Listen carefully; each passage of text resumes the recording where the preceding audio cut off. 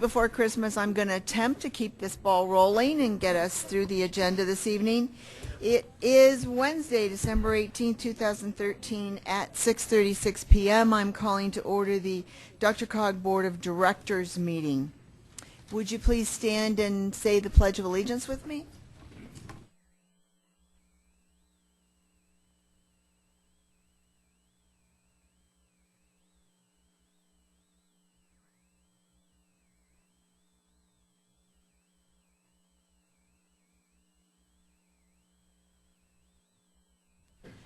Thank you. May we have a roll call, please? Eva Henry. Here. Bill Holan. Here. Elise Jones. Here. Elizabeth Law Evans. Here. Tim Mock. Tom Hayden. Rocky Pirro. Jose Cornejo. Chris Nevitt. Here. Jack Hilbert. Ho, ho, ho. Connie McLean. Don Rozier. Here. Bob Pfeiffer. Here. Bob Roth. Here. Sue Horn. Here. David Spellman. Suzanne Jones. Here. Ann Justin. Here. Cynthia Martinez. Here. Paul Donahue. Clark Hamelman. Kathy Noon. Here. Ron Engels. Doug Tisdale. Here. Gail Christie. Jim Benson. Jason McEldowney. Joe Baker. Todd Riddle. Laura Keegan. Mike Spees. Randy Penn. Here. Mark Gruber. Here. Joyce Thomas. Here. George Heath. Jennifer Weinberger. Lisa Jones. Bob Easton. Amy Shears. Henry Ergott. Paula Bovo. Dario Katarczyk. Bob Vermeulen. Marjorie Sloan. Ron Rakowski. Present. Jack Morgan. Brad Weasley. Stacy Luberger. Adam Paul. Tom Quinn. Here. Phil Sunanek. Present. Jackie Millay. Here. Gabe Santos. Here. Hank Dalton. Here. Julie Van Domelen. Sandy Banta. Ursula Morgan. Chris Wolf. Sean Forey. Joe Gearlock. Kevin Mueller. Joyce Downing. Carol Dodge. John Dyack. Tara Bider-Fleur. Fred Lissy. Kurt Osborne. Deborah Williams. Val Vigil. Faith Winter. Herb Atchison. Joyce J. Doug Young. Deborah Perkins Smith. Simon Tafoya. Bill Van Meter.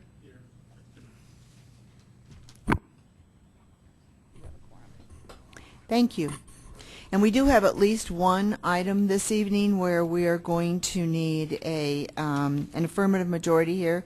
So we're definitely going to try to get through that before anybody leaves. We do have more than 29, I think, right this moment. We do have some new members this evening as well. And if I introduced you at the last meeting, we'll introduce you again. But from Arvada, Bob Pfeiffer. Welcome. From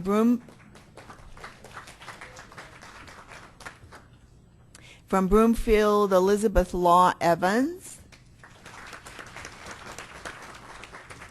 And the alternate is Greg Stokes. Is he here this evening? Okay.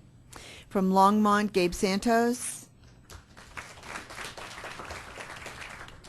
And Jeff Moore's the alternate. Is he? Thank you. And welcome. And from Westminster, Herb Atchison. Did I miss anyone? Yes, someone just walking in. Well, Joe Gerlach's campaign manager is here with him again this evening, and we'd like to welcome her.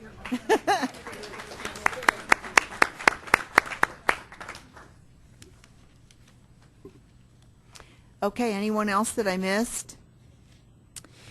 If not, we need, first of all, a motion to approve the agenda. Move to approve. Second.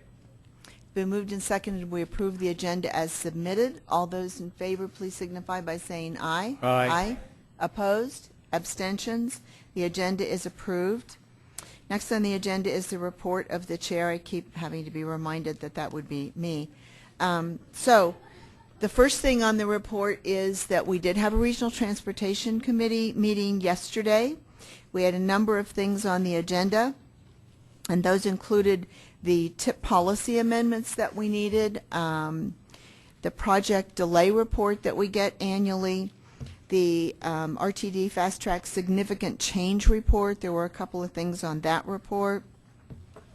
We filled the TAC vacancies and reappointed people to the TAC, so that group is full now. And lastly, we had a scenario analysis report. All of those things will come to us this evening, so we didn't do anything at the RTC that you're not going to see this evening. The RTC did vote to on all of these issues to support the board's recommendations. So we'll hear more about that as we get into the meeting. And then secondly, I think most of you are aware by now that Rachel Zensinger was appointed state senator to fill out the term of Evie Hudak. And so she has resigned as secretary of Dr. Cog. We had two options to fill that appointment. Well, three options, because I guess we could have gone on without filling it. But the two options to fill it were to convene a nominating committee, go through that nomination process, and then have a vote, which does take some time, a minimum of 30 days to do that. And since we're going to have elections here in next month in January to take over in February, the slate will be submitted in January, and then the elections in February. We opted for the second option, which was that the officers could appoint an interim person to fill the position. So we did that this evening in our meeting prior to this meeting and the admin meeting, and we appointed Jackie Millay to fill the secretary position, which is open. That created another opening of treasurer, and Elise Jones has accepted that position. 3 drinks of brown tonight. And they'll be buying after the meeting. And those are, just to clarify, temporary appointments that will fill out the remainder of the term, which in this case is 2 months. And then a totally separate process will go on as normal, which is that the nominating committee will bring forward a slate to us, and there can be nominations from the floor on that as well. And I think that'll happen next month, right? Next. January they get the report. Right. That, I think, concludes my reports for this evening, unless someone's going to tell me there was something else I was supposed to talk about. And I will turn it over to Jennifer Schoffel, our Executive Director. Thank you, Madam Chair. Just a few quick things. One, I want to apologize to all of the MVIC members and their staff for the email server problem that we were having earlier in the month. We sent out an email just before noon that only reached a limited few of you. There are 2 distribution lists for MVIC, one for board members and alternates that are on MVIC, the other for people who you would normally see in the audience, which would be staff and other people that are just interested in what is going on at Dr. Cog.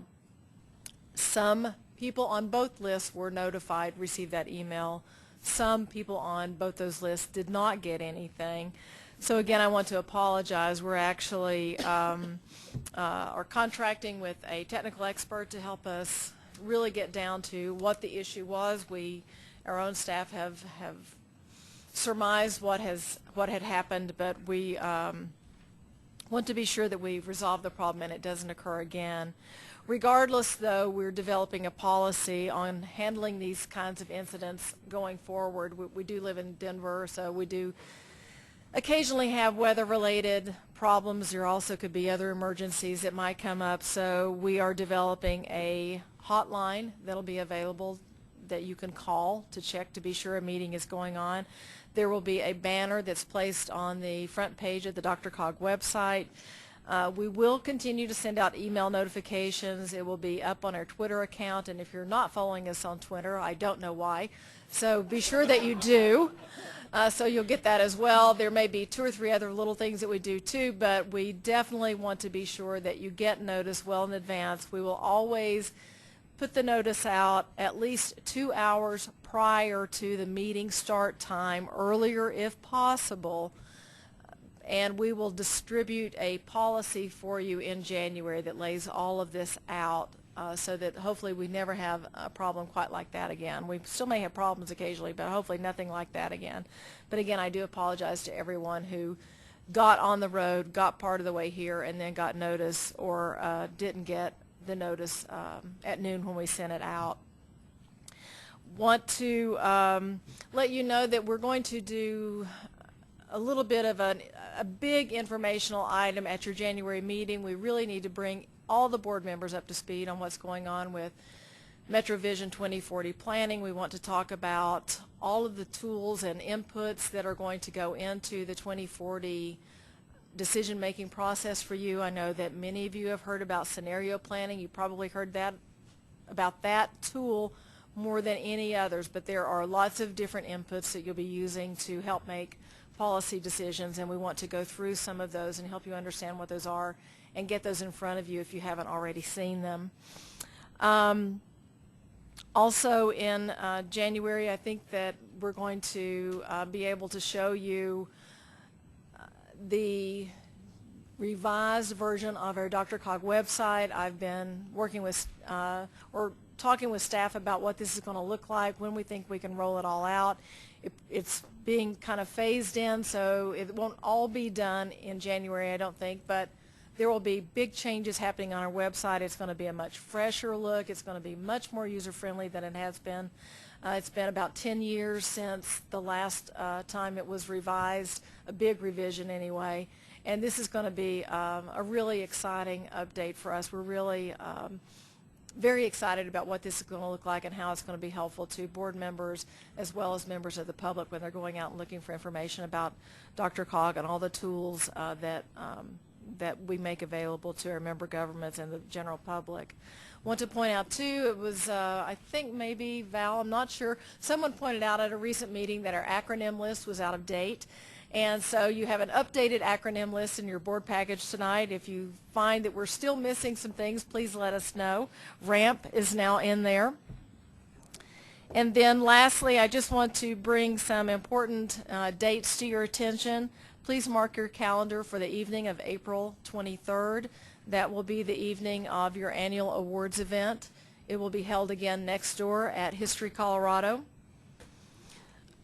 For those of you who are on MVIC or want to attend MVIC, the next meeting will be January 8th. That is a change because you normally meet on the first Wednesday of the month. January 1st, we didn't think we could get you all here. So it was... Pardon? No, nor do I, but I will be. If you want me to be here, I will be here. And then finally, I want to bring your attention to the dates of February 21st and 22nd. That is a Friday evening and a Saturday. I'll just leave it at that, Saturday. That is the date for the annual board workshop. Based on input we received at the last board workshop, we're going out of town.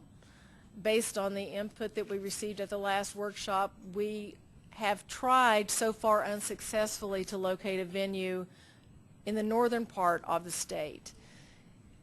If we're unable to secure a venue in the northern part of the state, we will be going back to Cheyenne Mountain. I know that it's quite a drive for those of you who live north of I-70, but it is a really good venue. The accommodations are really nice, and there are things for your spouse or significant other or even kids to do if you decide to bring them along with you. We'll have more information for you on that at our next meeting. Connie is just wrapping up the details right now. We did hear of another venue just this evening that might be available in the northern part of the state, so we're going to check it out before we close the deal with Cheyenne Mountain. So unless there are any questions, I'll turn it back over to the chair. Okay, thank you, Jennifer. It's now time for our public comment session.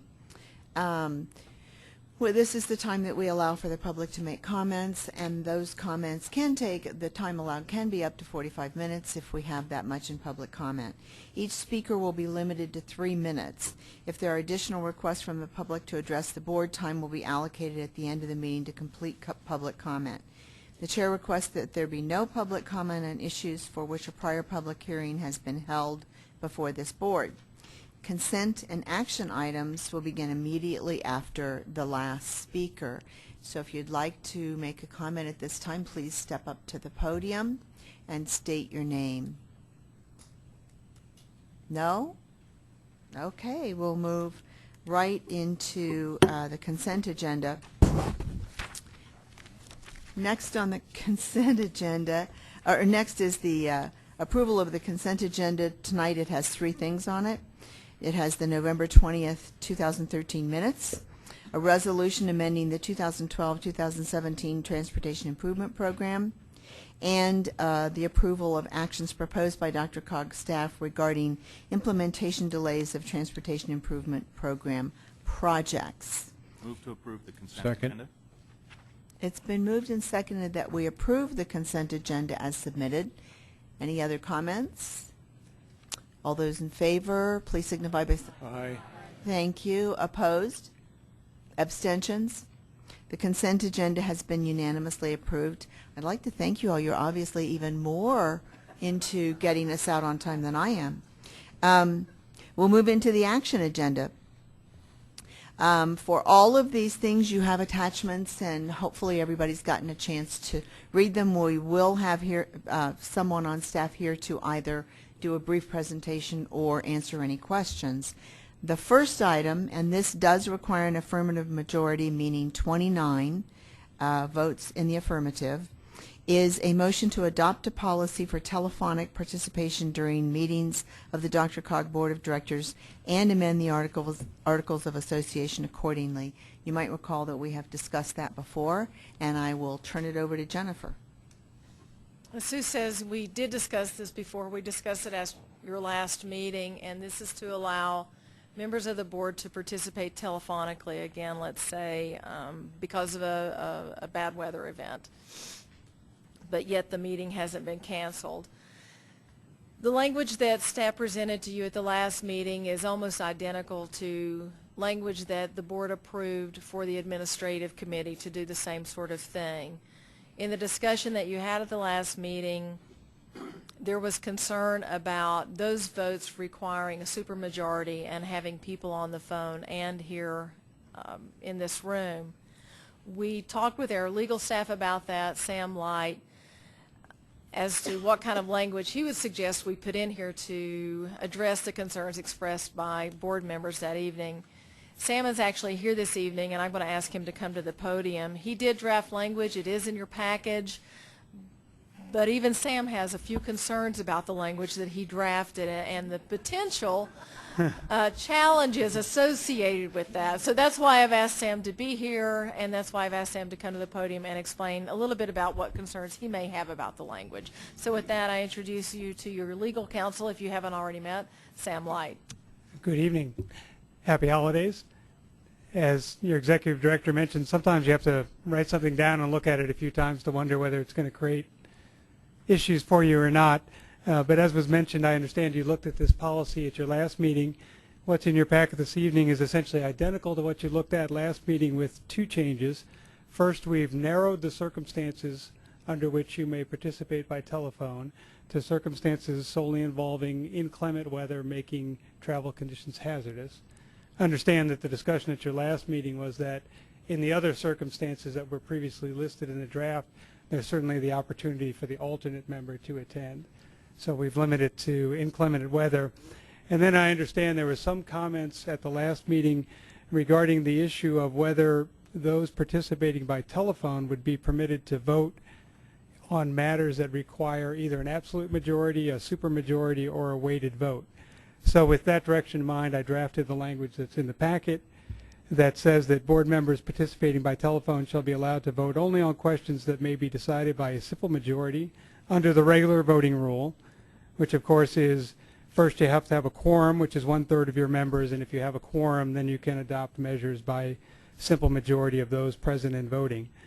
The language that's in the draft you have before you this evening then goes on to say that when an absolute supermajority or a weighted vote is required to decide the question, board members participating by telephone shall not vote and shall not be counted in determining the quorum or requisite majority required to decide the question. Now, there may be some administrative effort that's needed no matter what telephone policy you adopt to make sure that people can be heard and we're counting for certain who's present by telephone and who's not. In looking at that additional language, we certainly defer to the board on what its pleasure is ultimately on these issues, but I was thinking about that language and just wanted to square for your discussion some issues or questions for potential discussion.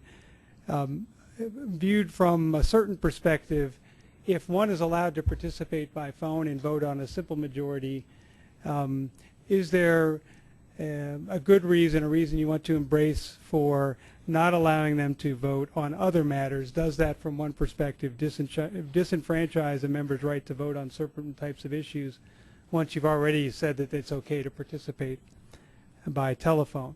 Additionally, is there a clear distinction, a clear basis for making that distinction where voting by phone would be allowed when it's a simple majority issue and voting by phone would not be allowed in other circumstances? The language as drafted, I understand that part of the reason that telephone participation can raise difficulties in any event is you can't see the body language, can't pick up those kind of cues and so on. But if the rule were adopted to allow the member participating by phone to participate in the discussion, well, that's the point in the proceedings where the attempt to influence one another is occurring anyway. And if they're allowed to participate in the discussion, is there a clear basis for then ultimately denying them the right to vote after the discussion occurs? Or should this be revised to say they can't participate in the discussion at all?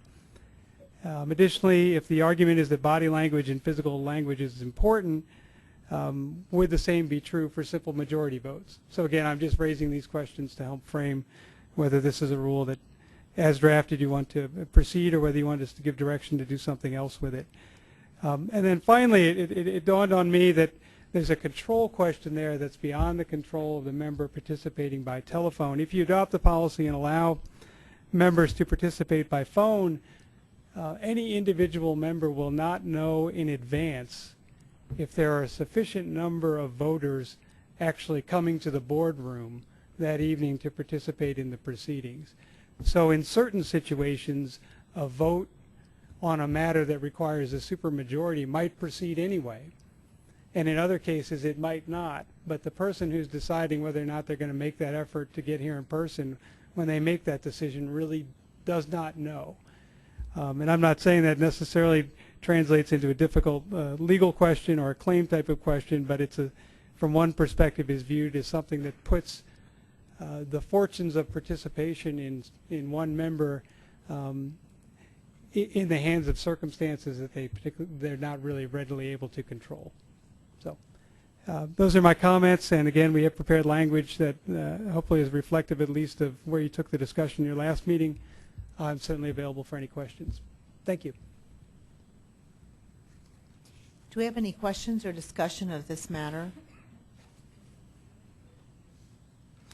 If not, we're in need, the staff is recommending that we establish the policy, so we're in need of a motion to do so. I'd like to speak to the motion briefly, if I may. Okay, and then Joyce. Sorry, Doug and then Joyce. And that is that I'm not totally sanguine with the changes either, because I think that there is a legitimate argument, as council has raised, relative to this process. If you've allowed them to participate in the discussion, be on the phone, why aren't you allowing them to vote?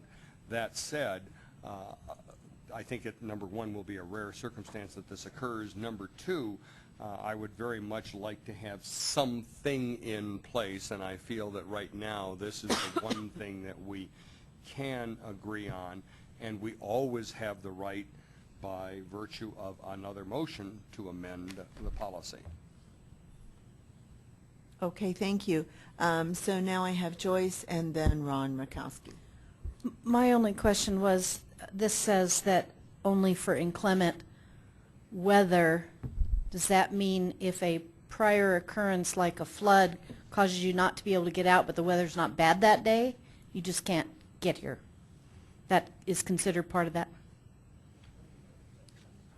I mean, I would assume that weather means inclement weather for you, that would prohibit you from getting here, whether it happened today, yesterday, or whenever it happened. But Sam, you're I mean, thinking about the thoughts? floods. Right, Yeah, right. yeah, okay. Forest fires. I just wanted to roads make sure. Closed. Yes, I agree with both those comments. Okay. Ron? Counselor, just out of curiosity, is there any Colorado case law on this point? Not that I'm aware of. Thank you.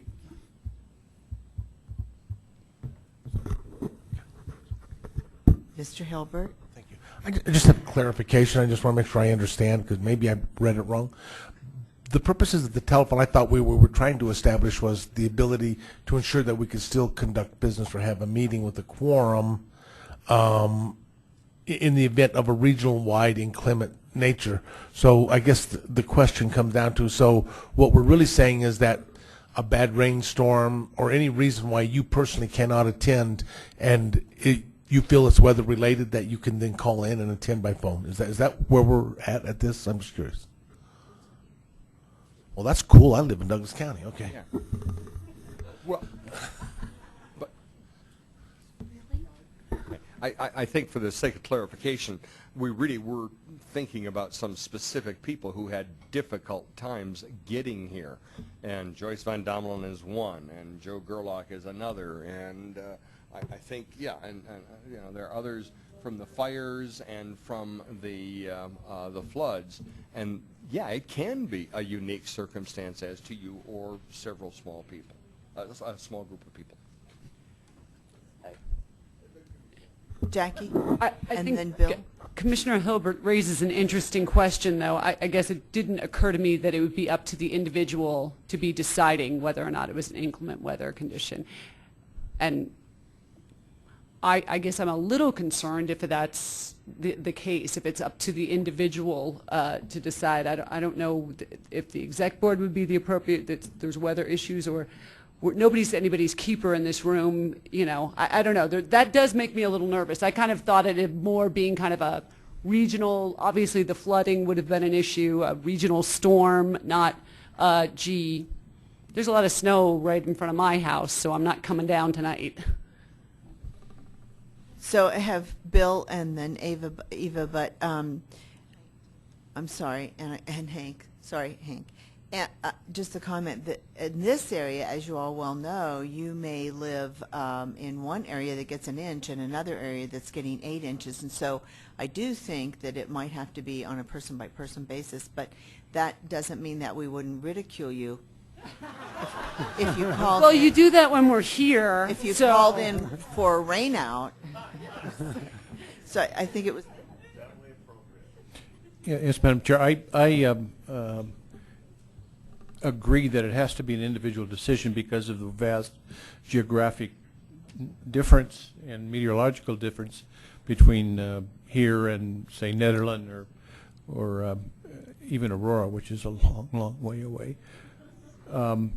So I think we have to leave it at that, the discretion of our mature and thoughtful members of this committee to make that decision. I think that the chair should be the one that can discern the credibility of those decisions. Yeah, okay. And chief ridiculer. And chief ridiculer. Okay, Eva, and then I'm adding Chris to the bottom. Yeah, and I agree with Mr. Holen. I mean, we're all responsible adults, for one. For two, if that individual person feels like it's not safe to be out on the roads, we should take their word for it that it's not safe to be out on the roads. And so, and I think we could probably talk this to death. Oh, by the way, I love the ducky socks. You're welcome. Okay, thank you, Hank. And then Chris. And then did I have anyone else? I'm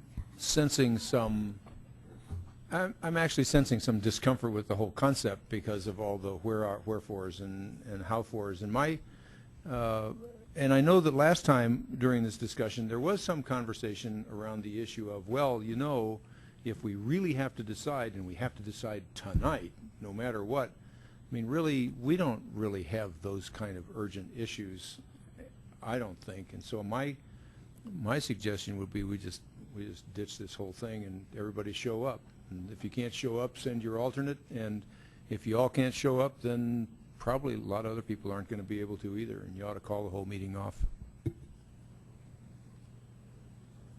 Thank you, Chris, and then Kathy. I don't know if I'd go that far, but it seems like we're making a reasonable accommodation for extreme circumstances, and if someone's dumb enough to try to abuse it, we'll figure that out and solve that problem. Otherwise, I don't think it's going to be a problem. I hope I'm not throwing more fuel on the fire, but did nobody want to take up the concerns raised by council with respect to the supermajority thing? I hate it when you say fuel on the fire, but I think Seemed like he was making sense Mayor Tisdale did. But to me. did you want to comment again, and then Elise? If nobody else wants to bring it up, I'm not going to, try to charge the hill here, but. If that was a question, I'll take that as a question to the proponent of the motion, and so therefore take the liberty to respond. I think it is a legitimate concern that needs to be addressed at some point. I do respectfully suggest that it's probably not an urgent problem. The sad news is that it will come about sometime when we haven't planned for it, and we're going into those months, particularly relative to the snow issues, but the floods and fires were enough of a concern where it was very difficult for people. And it would have been nice for Julie to be able to phone it in, quite honestly, instead of having to figure out how she would get down the mountain, and others from the other communities. But I remember that night when she walked in and we gave her a standing ovation. That was a heck of an accomplishment. So I think it's good to have something in place, and I think that we can look at that issue at a later time. Again, I don't think it's going to happen that often. And relative to abuse, Section B of the resolution does say that the board may, by a majority vote, revoke the privilege of someone for having abused the privilege. Well, I guess if I'm up, I would. It's Kathy, and then Elise, Okay. and then Gabe. Just quickly to address what Hank was saying, I think the problem is that where people don't come, what happens is the rest of us kill ourselves perhaps to get here, and there's not a quorum. So when you have that threat that we all could drive down, all but for a few people, and then we can't conduct really any business, that's kind of the issue. And but I do agree the supermajority issues are usually not those issues that are critical. Isn't that more like a bylaw change or some of the more operational and procedurals, which tend not to be as critical timing-wise, but to just be able to establish the quorum, I thought was really the discussion that we were trying to have, because the rest of the group may get here and then just to be told to turn around and go home, and so that's my thought. But if I'm understanding it correctly, for a regular vote, which doesn't require a supermajority, those on the phone can vote, and they become part of the quorum. So I don't think the quorum for regular votes is the issue. The only issue would be, and it's correct, perhaps if we had something that required an affirmative majority or supermajority, we might not be able, you're correct, we might have to table that one to the next meeting. But if we had other business, that could be conducted. Correct me, Mr. Light, if I'm wrong on that. I think that's correct. Turn my mic on there.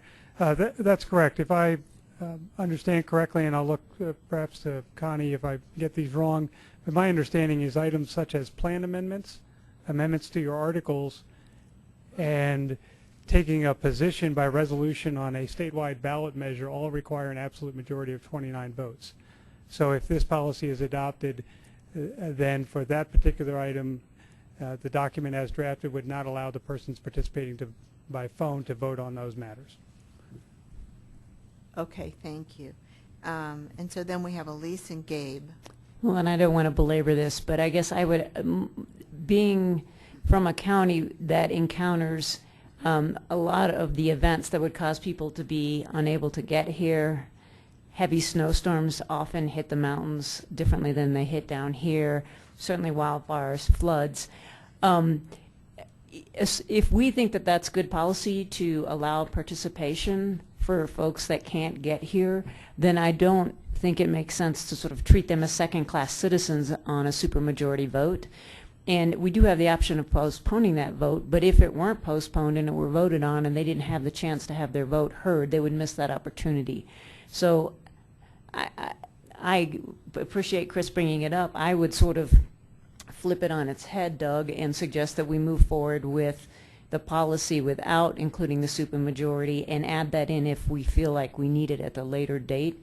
But I just worry that as long as we can curb abuses of this, and it seems like we have a provision to, and we can push the chair to do that, then we shouldn't treat people who live in parts of our region that are difficult to travel from in tough weather as second-class citizens. Okay, Gabe and then Don. Thank And you. Thank you. Are there, Joyce. and being new to the board, are there any items that would need immediate supermajority votes? I guess that's my question.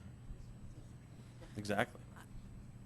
I would remind you that the state legislative session is about to get underway at the same time we're entering into the winter months. Right. We require a supermajority for those kinds of things. You're getting ready to, well, let me see, what else? What else am I thinking? This one in particular? Go ahead, Steve. Plan amendments, that's right. I knew there was something related. Plan amendments, the same thing, require a supermajority of votes. So I think it's important to allow supermajority votes. What we're trying to do is to make sure that if we're trying to get business that needs to be done because things are outside of our control, the federal planning requirements have to be made. You have adopted rules that say these are the kinds of votes that you need to have in order for staff and our lobbyists to take positions and explain to members of the General Assembly what positions you've taken on certain legislation is, then we need the ability to have that in there. Otherwise, opportunities may pass us by. I don't know that anything would necessarily be detrimental as an organization, but I do think that it's important to allow supermajority votes. Well, and I would have to concur that if you're going to allow folks to vote in simple majority votes and allow them to vote over the phone, then allow them to vote in supermajority as well. I think we address it now. Then why deal with it later? Doesn't make any sense. Don. Thank you, Madam Chair. One major concern I have, and I think it's a concern others in this room have, is how do you validate the person on the other end of the phone? As far as, is that the person actually speaking who's supposed to be here voting? When you have a smaller board, it's a board of 3 county commissioners. We are around each other all the time. I know their voice. Mayor Tisdale, nobody can ever impersonate you. So there's one person in this room. But what I'm concerned with, we have new members of the board right now. We have others that we know how they speak. And when we have, how do you validate that? When we're talking about major changes that require supermajority, those are serious discussion items. I want to make sure that the person who is appointed, who is supposed to be on this board, is the one who is making that decision, that can be validated, that it's that person casting that vote, and it hasn't been handed off to a staff member or somebody else. Plus, I do this all the time. I'm on my phone, Bluetooth, hands-free in my truck, and it's hard to hear. It's hard, and you're asking to repeat. And then when you take votes, you have to call roll call votes. It's very difficult to conduct business with such a large group. Smaller boards, much easier. Larger boards, telephonically, is very difficult. Thank you. Joyce, and then Joe. Thank you, Madam Chair. That was kind of one of my concerns as well, and I was let me get away from this. I was also, it's been brought up that the person who is voting should have the right or the ability to speak to the question, so that all the board could learn from whatever it is that they want to bring to the discussion. So I was wanting to make sure that there was some sort of a method that was doable, as well as that everyone could hear it, and the problems with that.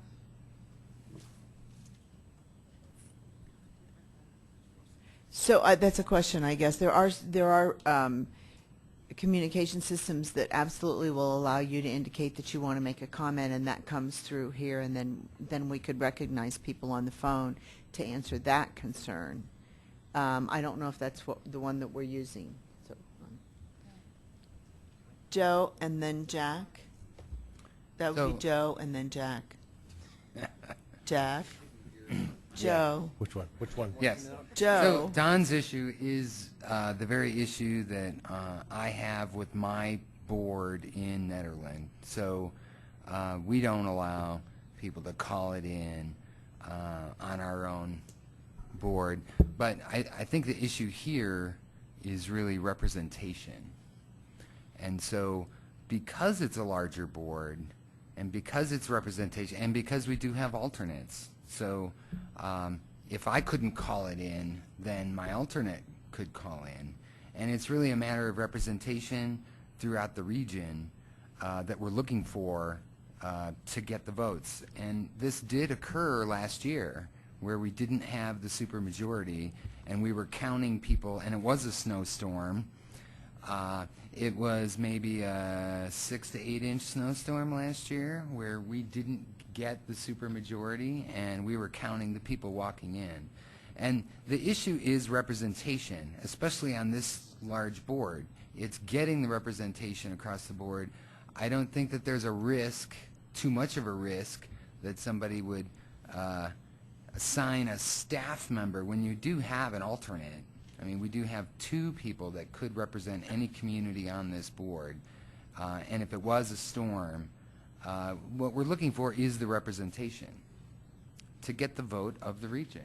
And so I'm in favor of allowing the supermajority vote to be called in just as well as the simple majority, because we did have the issue last year, and we did have to table a topic till the next meeting. And I think it took 2 months to get that vote last year to be able to have the representation that we're looking for. Jack? I just want to point out the quality of the call issue is actually in the control of the chair. If the call is deemed as your particular connection is bad, is causing disruption or whatever, the chair can call that person would be disconnected. There are systems that you can direct the disconnection from. They're not cheap. We have to keep this in mind from a budgetary standpoint. So in other words, if you got 4 people who've called in and one of them's connection is so bad it's disrupting everything, you can, and the chair makes that call is so disruptive we would have to disconnect the call at that point in time. This can become an issue. You guys, we just got to be careful of, because now all of a sudden you're going to have people appealing, why was I disconnected? Why my vote wasn't counted? It's just we got to be just really careful of that. I hope we don't use this as a convenience item. I hope it becomes an exception item. I hope we treat it as that, and I hope we do it as an exceptional point. And from that standpoint, I mean, I can live with it. But I do think coming in for representation of supermajority is an appropriate issue. And I understand, Mayor, exactly what you're saying. I was here when we were waiting for Susan to arrive. But anyhow, it was. But anyhow, the fact is, it wasn't a matter that was so desperate that we had to make a decision on. So we waited until next month and we made the decision. We do that in our boards all the time when we continue items. But I just want you to also know that any person who decides they're not coming in has to do so 2 hours in advance. I want you to know the clock's ticking, because at 4:30, if you don't get an email in to the assistant for the board, then what happens is you can't participate anyway. So there's some rules and some guidelines that are actually pretty good. They're fail-safes, and that's a good thing. And so we just have to keep all those things in mind.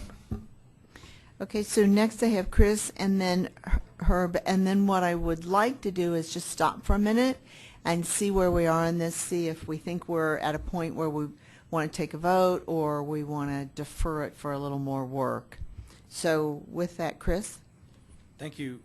I was just going to make a run at this since my thought was repeated by a couple other people and see whether or not the mover would entertain this notion, that is to move forward with the adopting the policy, but for now remove section E, which is about the supermajority stuff, that they can't participate in the supermajority, and then there's just a little phrase on the last page, except as provided in this policy. I mean, hell, I guess we could just point it to council like we're getting rid of the supermajority prohibition. So I don't know if the mover's game to And so the question adopt this is, motion would that way. the person who made the motion be amenable to a friendly amendment? Is Yes. that what you're, Yes. or an amendment? Doesn't have to be friendly. Well, I hope it's friendly. The typical thrust would be that it's a friendly amendment because the second has to agree to that as well. And the only reason that I might be reluctant to do it is just to kind of take the temperature of the room, because I'm not sure whether, in fact, we have more folks who are in favor or in disfavor. But to help expedite the discussion, if nothing else, yes, I will agree to the friendly amendment. And I take that, and the way I would succinctly state it is to strip all restrictions associated with supermajority voting as contained in the resolution, because there are a couple of other references as well. Okay. And I think that, yes, I would be happy to accept that. If the second would also, then we could have that done. And would the second accept that amendment? All right, so we now have an amendment to the motion as presented. I have Herb and then Ron.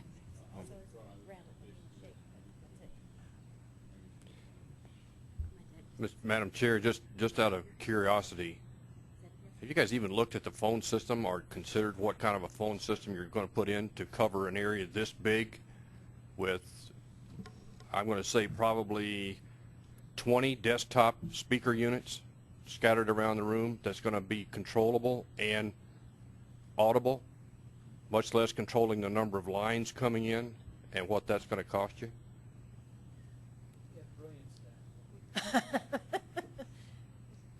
Do you want to? Yes. I mean, we do that in this room now, or I have been in a number of meetings where we've done meetings where people can call in. It also indicates that they have a question or a comment. So the capabilities here. We do have the capability, and the biggest thing that we have to remember is when we're conducting these sorts of calls for the speaker to have their microphone on. If the mics aren't on, then it makes it very hard for the people on the phone to hear. But we have taken that into consideration, but we also don't expect that we would be holding meetings where 30 people needed to call in, or even 20. We're expecting this to be a pretty rare occurrence, but we also understand that we cover almost 5,000 square miles. There are a lot of people here at play. We only meet one time a month to take action on things. It's not like your city councils or your county commissions where we can take it up next week. A lot can happen in 30 days. So that's why we're suggesting this route in the unlikely but possible instance that we have a weather event that disallows folks from attending, but yet we have very important business on the agenda, and we really need to conduct a meeting. Right. For the most part, if we're going to have 20 or 30 people calling in, my question would be, why are we holding the meeting? Why wouldn't we cancel the meeting and reschedule if we have some, there's nothing that prohibits us from saying, we won't wait till next month's meeting, we'll reschedule later in the month or something like that. So I think we have some other options if the weather's so bad that nobody's going to be able to get here. But that's just my comment. Do we have anyone else? Phil? Just a question on the amendment. I heard the phrase stripping of supermajority, but there's also words in there with regard absolute and weighted vote. Is the amendment covering all of the restrictions? Yes, it is, and I apologize. I meant to articulate that more. Once again, I strive to be brief. I become obscure. So I wanted to avoid that. If you were totally transparent, we wouldn't see you.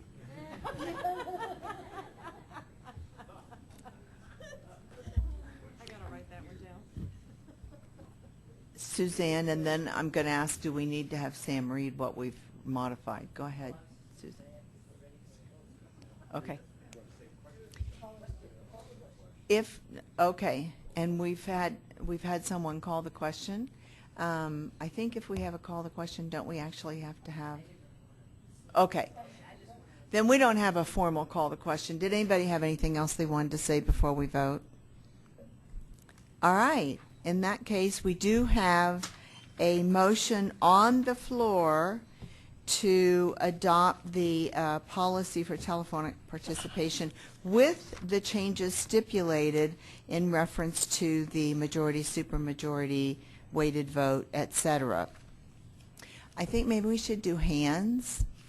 Does everybody understand the motion that's on the floor now with the amendments? Great. All those in favor, please raise your hand. Raise them Either. up high so I can count them.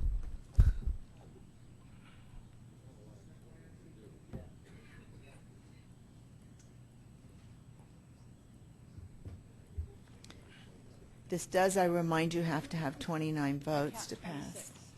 All right. So 26 votes for means regardless of those against or abstaining, the motion fails. Do we have any other motions, or do we want to? Madam Chair, may I ask, you didn't call for the nays or for the abstentions on that? And Correct. If we had a record, because if someone votes nay, then they could file a motion, they could lodge a motion to reconsider, because they would then be on the prevailing side, and then people would have a chance to talk about it, and you could bring it up right then. Yeah, the prevailing is yes. It failed because we don't have enough yeas. Is that because I want to know how many people abstained and how many people voted? How many? Okay, may we have those voting against? Oh, against. Oh, we only have 30 people. I have 5 against. 5 against. Abstentions? So the final vote was 26 for, I believe, and 5 against. And the motion failed. And the motion fails. And the motion fails, my point being that at either later at this meeting or at a subsequent meeting, whoever voted against now has standing to file a motion to reconsider, because they are the prevailing side on the motion, and only the prevailing side may file a motion to reconsider. Right, the side that was successful. And then again, at a future meeting, someone could just propose another motion. Jack? Just 2 things. Point number 1, you cannot ask for reconsideration at a following meeting once this meeting's been concluded by Robert's Rules of Orders. I know that because my hand was slapped in this room for doing that. So I learned the hard way. So the answer would have to happen at this meeting. That being said, I would like to make a motion to pass the telephone policy as written and recommended by staff. Yes.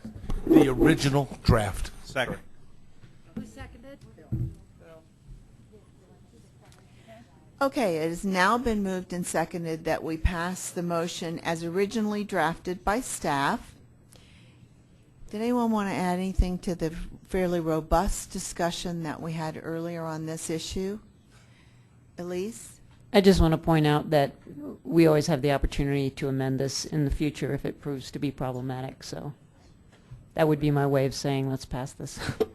That would be your way of saying I support the motion? Okay. Randy? Sue, do we have a count of how many voting members are here tonight, please? 31. That's how many voted on this last one anyway. No, there were 26. Yes. We had 26 for and 5 against on the last one. All right. Jennifer? Just remember that not everyone at the table can vote because they're non-voting members of the board. For example, RTD, CDOT. And alternate. Whose members are here? Right. And campaign managers, exactly. Did Aspen vote? Okay. Right.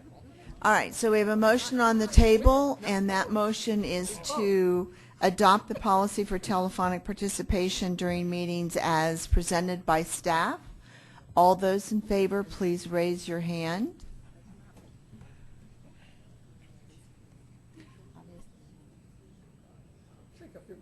I can't decide. It's up. Unless there's not enough. I don't care. There's not enough. And those opposed? Fails by one. Still fails. God, I love America. And abstentions? Thank you. The vote was 25 for, 5 opposed. The motion fails. At this point, I think the best thing to do is to remand that motion back. We can do some more consideration if you're interested in bringing that forward again, or remand that issue back, not the vote, and have staff take another look at it. We'll spend some time at a future meeting just discussing whether we should move forward at all or whether we're really opposed to it. It looks like the majority of the people would like to come up with something, but we can't figure out what it is. So the next item on the agenda is a motion to approve the financial and project scope changes within RTD's November 2013 Fast Tracks Change Report. Now, again, you have that attached. This was brought up yesterday at RTC and was recommended. We're going to have a brief presentation by Jacob Rieger explaining it to us. Thank you. Good evening. This is attachment E of your packet. In September this year, at your September meeting, the board adopted a resolution modifying the timing, but not the scale, of the Fast Track's annual review process. The new process that you adopted via resolution requires RTD to submit a change report in lieu of an annual report whenever it proposes a major change to Fast Tracks. In this new process, this modified process must still meet all State Senate Bill 208 and Dr. Cog board requirements that we've traditionally had in reviewing Fast Tracks. RTD has submitted the first change report, which is linked in your packet, with 2 major proposals in that change report. One is to extend the North Metro Rail line from 72nd Avenue to 124th Avenue within the 2025 staging period of our 2035 fiscally constrained regional transportation plan. As part of that, they are proposing an additional method of financing known as certificates of participation, a method of financing that RTD has used in the past, though it is new to this corridor. As staff, we reviewed the financing assumptions and other assumptions in the change report. We found the financing assumptions that they appear to be reasonable, but as with any financing mechanism, there is some risk to the extent that future economic volatility strains RTD's repayment capabilities. The second major proposal in the change report is to relocate the Montview station on the Interstate 225 rail line approximately a half-mile north to Fitzsimmons Parkway. And there's no other significant changes with that proposal. Staff and RTC recommend approval of both proposals in RTD's change report, and these changes also require amendments to the 2035 fiscally constrained regional transportation plan, which we are currently processing and will bring to you in a few months. And with that, I'd be happy to answer any questions. Does any, Elise? Well, we're certainly very supportive of the North Metro line moving forward, and congratulations to everyone on that line. It must be great to get one of those. Don't quite know the feeling. But I did want to take the opportunity to ask what impact moving forward with this change in the North Metro extension, and this may be a question that Bill Van Meter's better prepared to answer. What impact will that financing have on the ability for RTD to complete the original Fast Tracks vision as passed by voters in 2004? And you probably get the thrust of my questioning is, how will this impact the ability for the final Northwest Corridor to move forward with transit construction there? If it's appropriate for me to respond, yeah. Well, the first perspective that we took was how does it affect what's in the regional transportation plan and the fiscally constrained RTP at DRCOG, and it does not impact the remaining projects that were in the RTP, which are US 36 bus rapid transit and the Southeast Corridor extension, assuming a successful federal New Starts grant. And those were the only projects, frankly, in the current RTP. No effect or impact to them in terms of time frame and delivery, and we do not anticipate or perceive any impact to any of the remaining projects that are outside that 2035 time horizon either. It's simply an opportunity to accelerate delivery of the North Metro. Beyond that explanation from trying to channel our CFO, I can't give you any fuller context, but it should have no impacts on the other projects. Could I just? Yes, follow. Point of clarification. So you're saying that the ability for RTD to move forward with the Northwest Rail on a 2042 timeframe is unimpacted by extension of the North Metro line? Believe that to be so. We will be undertaking updates to our financial plan analysis in support of both the Northwest Area Mobility Study as well as our annual program evaluation early next year. And those are some of the things that we will have more updated insight. Some financial opportunities have arisen that allow us to proceed here. Should not negatively impact other projects. It's hard for me to provide more concrete explanation than that, absent having our CFO here. Well, I appreciate you at least saying that, so thanks. Yeah. Are there other questions or comments for Jacob? Discussion of the proposal. I think both of the entities involved, there are more than 2 municipalities, but all the municipalities involved, as I understand it, are also in favor of this. So just wanted to add that. Val and then Ron. Yes. Thank you, Madam Chair. I move that we approve the financial and project scope changes proposed to the December 13th RTD Fast Track Plan report. Okay. Madam Chair, quick comment. I'm under the impression you all are tired of hearing us complain about not having the North Metro line. It's just, I'm under the impression here. Ma'am, there's a difference between impression and fact. No, just kidding.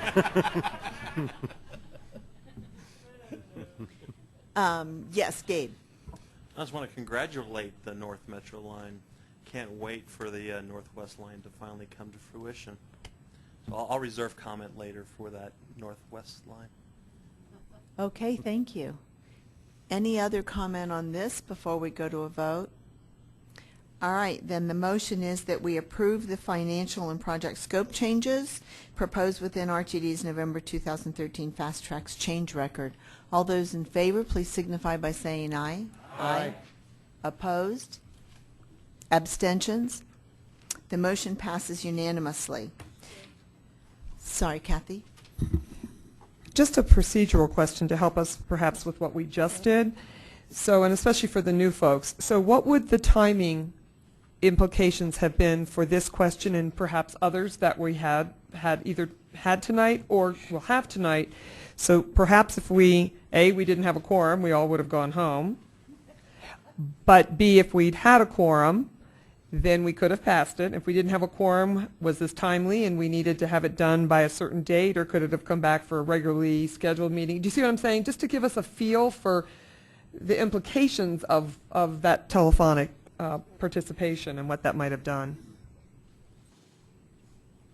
Well, I don't think that this would have needed to have been done tonight in order to keep moving things forward. If it absolutely had to have been done tonight, we would have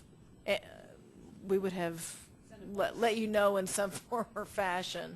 it doesn't require any kind of, we're not amending your plan or something like that, so it didn't have that sort of effect. But if this were to amend your regional transportation plan and RTD then couldn't proceed until the plan was amended, and all of that requires a supermajority, RTD would be sitting on this until you did meet and you did amend the plan. But even if it And wasn't a so- super majority, even if it was just we had to have a quorum to even take the vote. So my question would be, could we expect it in our agenda that says we have to take action on this tonight, so that people realize that there is a time implication if they don't get here? Do you see my Yeah, point to that? Well, we typically don't make that kind of distinction on your agenda. I guess we could, but, I mean, You don't have to decide now. It Well, was just, no, it was trying to get a feel for the importance of that so that we understand the implications of what we had happen. And it's more just getting the quorum is what I'm thinking even more the than. better item actually to talk about would be your next item. Okay, then, Because you're going to take this item on the document that allows us to work with members of the General Assembly and our lobbyists on those things that, on bills that come up. Right. The legislative session is going to start with or without you having a meeting. Right, right. And the only guidance we have before you take action on individual bills are these broad policy statements. So if you haven't taken a position to approve these policy documents before the session starts and bills start coming forward, we basically can say, well, I can tell you what's in MetroVision, I can tell you how the board has acted in the past, but the board hasn't taken a position on these things, and they won't for another month, so I can't really tell you if the board supports this or not. Probably, but I can't say for sure. So that's the kind of implications that we're looking at on things. exactly, and I just kind of wanted to say maybe that's just a quick message for those, especially that are new, to understand what having a vote on something, What's critical and what's critical, what's not, what's timely, what's not. Right. Okay. And then just to add, our previous discussion about telephonic participation in this particular case, because it didn't require any supermajority, either of the proposals that we considered would then not have required a quorum to be here, would just have required adequate votes combination here and on the telephone. So it could clearly make a difference in a case like that of being able to proceed. Okay, anything else? Okay, so moving on, we did that vote, right? Moving on, the next thing on the agenda is move to adopt the policy on state legislative issues, and Rich Morrow is going to give us that presentation. Thank you, Madam Chairman. So I think we've got as attachment F, and I think it's page 49 in your, if you're online. This is the state policy statement, which we ask you to adopt and update every year before the legislative session. As was mentioned, it was presented to the board in November, and so we're back after a month-long comment period to ask the board to adopt the policy statement. We've had a couple of questions in that time, but no specific suggestions or requests for changes in language. And so with that, open it up for any questions or comments, or else ask for the motion. Suzanne? Well, I was remiss in bringing something up, and I don't know if I have missed my opportunity, but if I had not, I will offer to see if people would be interested in adding a sentence that says that we would support state funding for the Safe Routes to School program, which is a previously funded federal program that provided CDOT approximately $2.5 million a year and has allowed capital and programmatic funding to flow to some 500 schools across Colorado to improve safe access to schools. So that's something that we're supporting. We're sorry to see the federal funding end, but should the state want to help fund that, that's something I would offer as something for us to consider, since I think it's a very popular program that has helped a lot of schools in our country. It's a relatively low sum of money, but an important program, we think. Rich? And I see a couple other hands going up and people whispering. So my understanding is that's federal funds. That's correct. And that one alternative would be to have it in our federal policy statement, which is coming to you in January, and then you'll be asked to act on that in February. But if there's other... Well, my understanding is that federal funding is drying up, so but I'd be happy to have it in our federal statement, but just the notion that we would support state funding for safe routes to school, given that has been a successful program. If people do not concur, then never mind, but it's a great program, we think. Mm-hmm. Okay, I have so many hands up. I wanted to start with Deborah because I think she might have a response to this, and then I'll run through the list. I just want to clarify the current status, and then I'm interested to hear the conversation. So the current status is that under MAP 21, that program was eliminated as a standalone program, and that's true. It was federal funds, and the federal funds came to CDOT to administer. So that funding source has gone away. We had some funds that came back that were unused by some schools, and they were safety lieu funds. And so we continued that program through this year, but I think they'll be finished. So there are no new projects beyond this year, and I think we'll be finished probably in the spring with that funding. So you're correct. The federal funding has gone away for that. So here's my list. I have Elise, Phil, Deborah, Ursula, and there was one other hand, Chris. Okay, so Elise. I would just concur that it would be a good addition. Boulder County has a similar policy in our state legislative agenda to try to, it's a great program. It's been very, very helpful in providing safe routes to schools. Relatively small projects, but they just make a big deal in terms of kids walking and biking safely. Okay, thank you. Phil? Along with Suzanne, possibly remiss in making comments by the December 6th deadline, and so apologize for that. In the document, there's nothing specifically mentioned with regard owner-occupied attached housing, construction defects, and was wondering if there's enough cover in the language. It's owner-occupied. Okay. It sounds a lot more like Marines for me, but that's it. And Rick, I don't know if there's, Rich, if there's something that you can mention, whether there's enough cover in the language that's there so that if something does come through the legislature or is being proposed, will it end up coming to the board for possible position taking?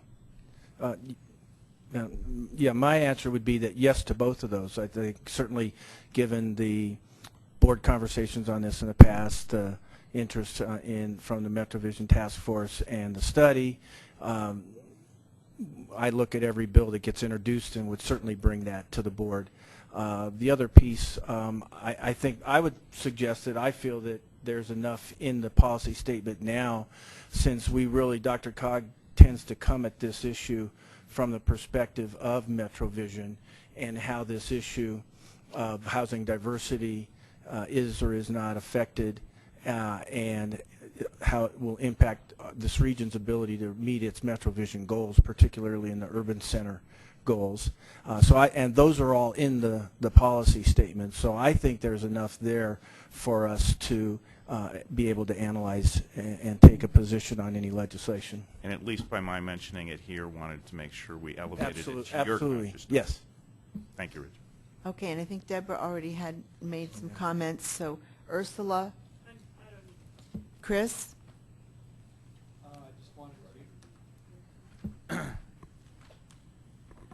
Just wanted to support the Suzanne Jones proposition. Denver cares a lot about the Safe Routes to School program, very distressed at the loss of federal funding, and if we had that in our letter with respect to state legislation, we would be very supportive. Okay, thank you. Joe? I think the place to put that is the top of page 8. So on the top of page 8, there's a paragraph that says multimodal transportation, and the last sentence says Dr.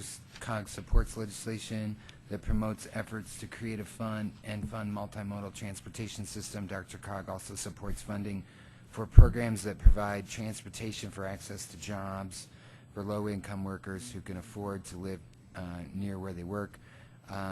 And then we would just add the sentence, and for safe routes to schools for students.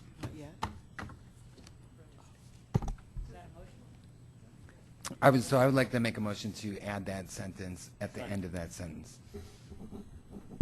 Okay, so we we haven't approved the first one yet. Do we have to do the first one? Motion to amend. That's what he did. Okay. Motion to amend, yeah. All right. Although Motion to technically, amend. we don't have a motion on the table. That's why I would, right. Yeah. I move to adopt the policy. Second. Okay. I move think we to had dismiss the amendment. I think Second. we other. Okay, so we now have a motion and an amendment. Jackie? I just want to understand, Safe Access to Schools is a federal program. Is there a state program called the same thing? I mean, when we include that language, don't we just want to say Dr. Cog supports legislation that promotes efforts to create and fund multimodal transportation systems that provide transportation for access to jobs, schools? I mean, I don't know that we want to call out a specific federal program that is no longer being funded and is not part of our state program. So if we want to include, identifying schools as one of the places in addition to jobs, I'm okay with doing that. I just don't know that I want to call it a federal program in our state. Do we want to link it to a particular program name? Right. Right. Yeah. Right. Just like we have access to jobs and schools, I would argue. And so we had a motion with an amendment, and what I want to know is, for the person, which is Joe, who moved to amend it, is the language that Jackie's proposing acceptable to you as that amendment? Yes. Okay. I mean, I wasn't specifically stating the Safe Routes to Schools program, but just to encourage safe routes. Essentially, it's safe routes to school with lowercase letters. Okay, and then I had Herb. It's already in there. Yeah, one question I had on page 5 under tax structure, can you tell me what the intent of the statement that reads, Dr. Cog supports changes to tax structures that minimize harmful competition and that support interregional collaboration? Somebody help me with what the intent of that statement is.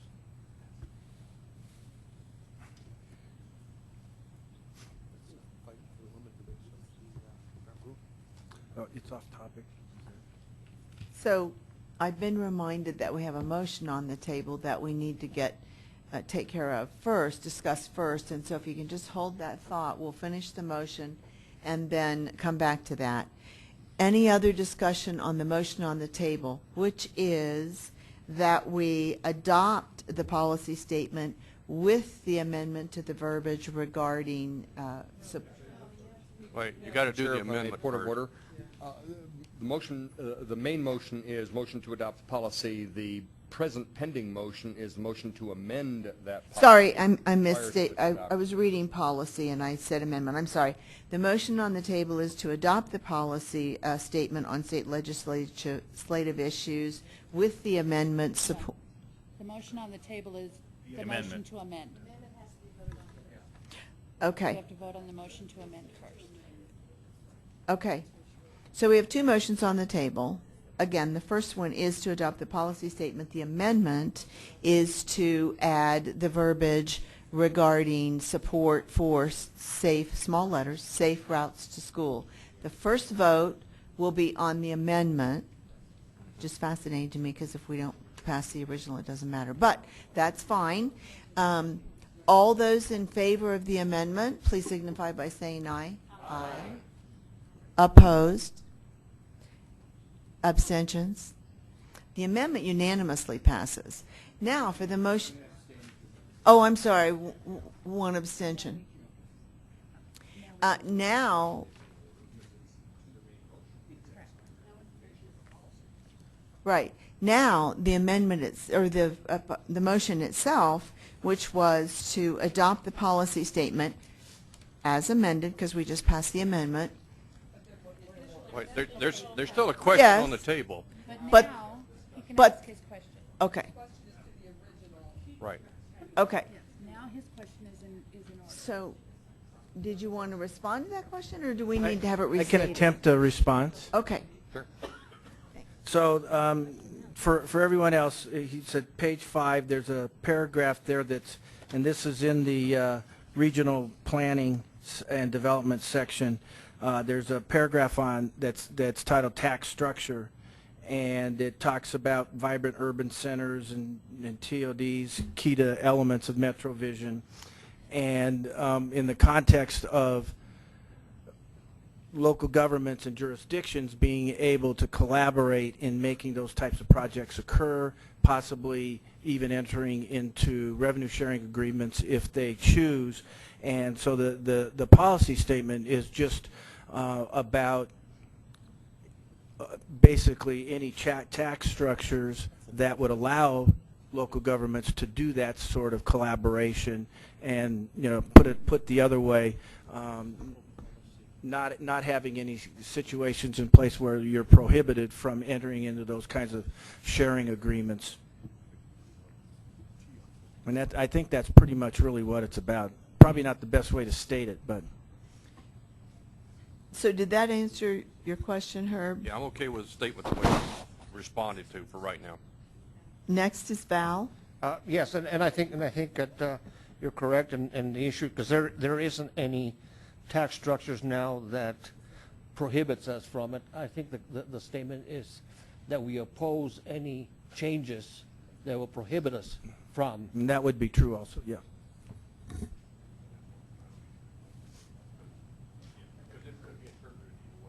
Correct. That's what I was trying to make sure. He's trying to right. Not taking a position on that revenue sharing opportunity for anybody, or basically in our urban renewal area. Sorry, Right. didn't I think know. that's right. Okay. Doug? Just one quick comment to follow up on Mayor Cernanic's comment as well, relative to the owner-occupied affordable, or I'm sorry, attached housing. We mentioned this at Policy Committee of Colorado Municipal League, and we have it on our agenda to come up on February the 14th if there is a bill presented. And at that point in time, we'll address it and have our lobbyists be prepared to act upon the will of the Policy Committee. So there are several groups looking at it right now. Thank you. Do we have other discussion on this? And I would just add, in general, Dr. Cog and Dr. Cog's staff and lobbyists work closely with CCI and CML and other local government agencies and lobbyists as well anyway. Okay, thank you. So we still do have a motion on the table that we need to vote on, and this vote would be to adopt the policy as amended.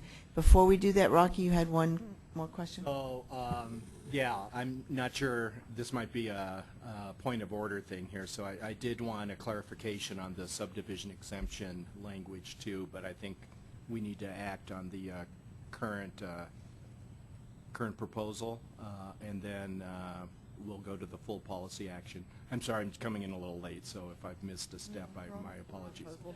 Full, okay.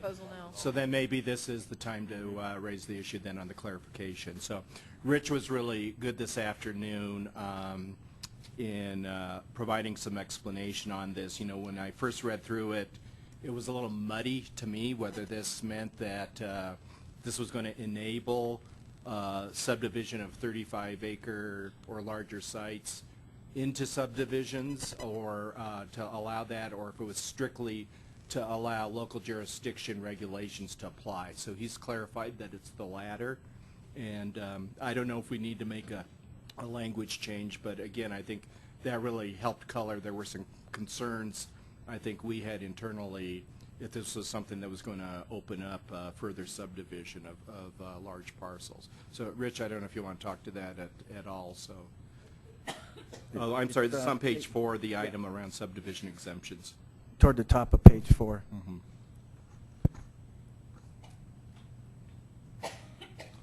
Yeah, I think just we had responded by email to your question for clarification on that, and so if you're satisfied with that, Yeah. then I'm good.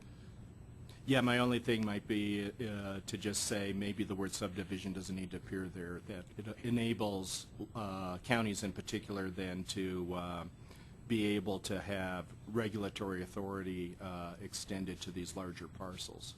Yeah, I mean, I think the context was that you know, we've heard, and this goes back to, I think this was put in the policy statement a number of years ago. There had been some increased discussion among counties about concerns that these developments larger than 35 acres were exempt from the planning process, the county planning process. And at that time, I think it looked like might been some consideration of possible legislation, and so we decided to put a statement in there so that, again, we had a basis for lobbying on that. I don't think a bill ever ended up getting introduced or anything since then, but we've kept the policy in there for future reference. Okay. Okay. If we have no other comments, we'll vote on the motion on the table. Everybody's clear on it now, right? So all those in favor, please signify by saying aye. Aye. Opposed? Abstentions? The motion passes unanimously. We'll move now into the next section, which is informational briefings, and we're going to have a briefing on the scenario analysis results by Jacob Rieger. I would just comment before Jacob starts his presentation. These are the results of the scenario analysis process that we discussed fairly extensively earlier in the year, and this is one of the tools that we will use when we evaluate our goals and how accurate those goals might be and what our capabilities will be in achieving those goals. But it's not the only thing, and we'll have more robust discussion on this and what it means and what it might mean to our 2040 scenario planning process at future meetings. This is primarily an informational briefing, so we hear the preliminary results of it. Thank you very much. So over the spring and summer, based on direction from your MetroVision Issues Committee, MVIC, we have been working closely with our MetroVision Planning Advisory Committee and our Transportation Advisory Committee to develop and test several conceptual scenarios as part of our 2040 planning process. And I will walk you through what those scenarios are. So we had 5 scenarios that we looked at. Scenario A is a roadway emphasis scenario where we looked at, again, these are all conceptual, but just from a planning investigative perspective, looking at things like additional managed lanes, arterial lanes, a roadway emphasis type of scenario. Our next scenario was a multimodal scenario where we included those additional express managed lanes, but we also added more transit facilities and service, building out fast tracks, increasing local bus service, additional bike ped attractiveness, and those sorts of things. Then we also looked at a scenario that tested our MetroVision goals for urban centers. As you see on the screen, 50% of new housing and 75% of new jobs in urban centers, to see what that would look like. On the land use side, on the transportation side, we carried forward the multimodal network that I just described for scenario B. Scenario D is also an urban center scenario that relies on local assumptions for urban centers. So what do your local plans and data say about what you think will happen in your urban centers? And again, we, in this scenario, use the multimodal transportation network as well on the transportation side to pair with local assumptions on the land use side. And then finally, scenario E is a scenario that asks, what might it take to reach our MetroVision goals around vehicle miles traveled, drive alone, some of the other MetroVision goals that we have. In this scenario, we doubled auto operating costs beyond inflation. And we also used some of the land use side of the urban centers of the 50% of new jobs and 75% of new, 50% of new housing and 75% of new jobs, both in urban centers as well as transit corridors, frequent transit corridors. So we wanted to look at that as well. Context on scenarios, as our chair has said, but very much worth emphasizing. Scenarios do not test projects or project packages. They represent distinct what-if concepts. So these are conceptual, conceptual investigative explorations of things that we want to test theoretically to compare broad regional trends. And this, point I really want to emphasize, scenarios are one of several information points for the board to consider in policy decision making for our 2040 process. There are so many things out there that you all and we as staff are engaged in, including the listening tour, our comprehensive regional housing strategy, regional economic strategy, local government survey. We're now working with CDOT on what's known as program distribution, which is the money anticipated to be available in our regional transportation planning process, and several other things that I could mention. So this is but one piece of a large puzzle that we are all working quickly and efficiently but comprehensively to put together for you, early next year, middle of next year, to inform a broader conversation about policy. So tonight is just one piece of that puzzle for informational purposes. So some observations based on the scenario planning process. Again, this is a what-if construct. What if we did this, what would happen? What if we did that? So from that perspective, in comparing each of these scenarios to our 2040 base, which is essentially our existing regional transportation plan with 2040 socioeconomic characteristics, 2040 population. So if we had a significant amount of employment and housing growth focused in urban centers and near transit corridors, there would be a positive impact on lowering vehicle miles traveled, VMT, and increasing travel by non-auto modes such as transit, walking, and bicycling. If we said, if transit fares are reduced and other primarily external, and I want to emphasize that point, external, auto-related factors changed, such as double auto operating costs beyond inflation, and improved fuel economy standards, BMT and greenhouse gas emissions would also decrease. If additional roadway capacity is provided along strategic corridors, congestion would decrease in relative terms, though we do anticipate that overall congestion will still increase significantly between now and 2040. And finally, it's worth mentioning that a couple of our scenarios in particular did show some significant progress pointing in the right direction towards our existing regional goals, though none of the scenarios fully reached those goals. With that, in your packet, you have additional information about the work that we did, the outcomes in Table 1. Again, this is just informational only, but I'd be happy to answer any questions you may have. So questions or comments? Elise? Very briefly, can you just sketch out the timeline for when we'll look at this again in more detail? You said this is just the beginning conversation, but just give us a sense of what the timing is. Sure. Yeah. Okay.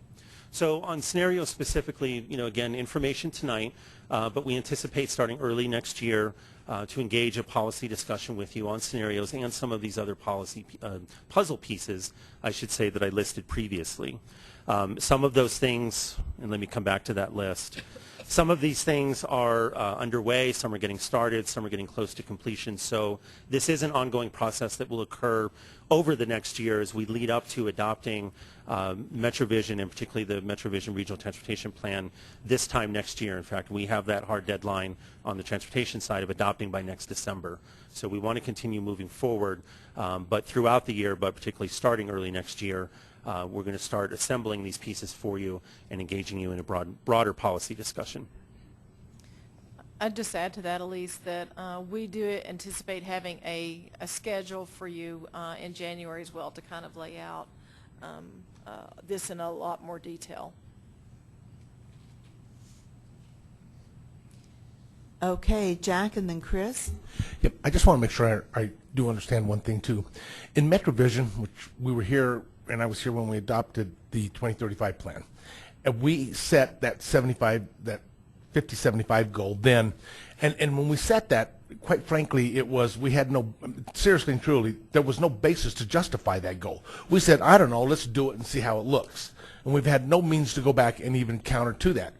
So I just would encourage the board, as we begin to look at these, once again to reiterate, scenario planning is nothing but one tool of many that takes us toward this. And when we use scenario planning only, and we look at the MetroVision goal of 5075 here on job and work, then the fact of the matter is, I mean, you would almost, we can't even meet it under the scenario planning. That goal was set so high and hard, okay, though it is by 2035. We just have to be cognizant that we look at this from the other standpoint. Is the goal a bad goal? And should we adjust that if we think it needs to be? It's not just the scenario or the parameters, but we have to look at the justification for the goal, and that's going to lead us to the greater policy discussion at that point in time. And so this is why I really appreciate this, what you're putting here, because there's a lot of statements and a lot of things, what ifs have to happen. And scenario planning is, seriously, I just want to make sure everybody understands, it is one small component to a whole lot of more complex issues that get us to where we're at, okay? That make sense? So I would also add to that, we started this discussion probably a couple of years ago when we had some other board members who were also encouraging us to do some work on verification of goals and verification that our vision was actually going to let us achieve the goals. So absolutely, there were two questions we started out asking. One, are our goals achievable goals?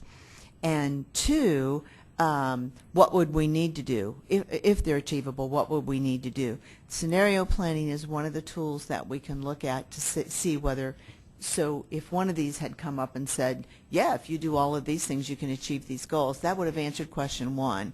Yeah, they're achievable, and we know why and how. That didn't happen, so staff kind of, their eyes glaze over when I suggest that we might do another scenario or two. But at some point in this process, whether it's the scenario package or some of the other tools here, if nothing achieves these goals, we will have to go back and say, well, either the goals need to be adjusted or our plan needs to be adjusted, because we're looking at all the tools, and all the tools tell us the same thing, that these things that we're going to do don't get us to the goal. Or they do. And that was the objective here, and that's what we're going to continue to pursue. Let's see. I have Chris, and then Bill, and then Rocky. Thanks.